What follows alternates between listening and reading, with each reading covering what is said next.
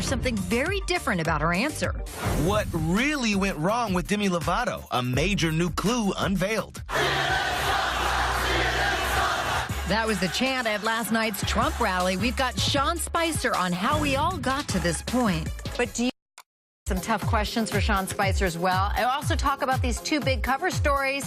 Two big stories. Welcome to Access Kids on Vacation. Back with us, we got radio personality Mike Catherwood. Yeah. And, of course, Scott, let's start off with Jennifer Aniston. I'm saying, right? So we've got Jennifer Aniston on In Style, which has people asking if she's hinting at medical issues no one knew about. But there's also People and their story on Demi Lovato and what could have led to her relapse. Well, sources are telling the magazine that all the red flags were there and that, quote, this is absolutely what so many people feared would happen.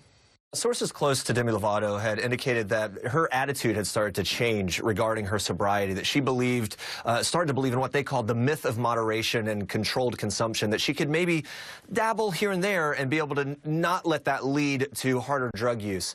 That's a very slippery slope, Mike. You've dealt with addiction in your past. You've been clean for 16 years now.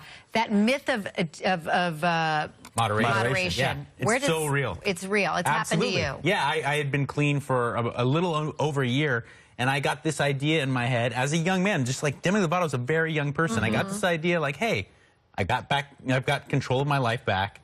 I can drink like a normal person. I can have a glass of wine with dinner.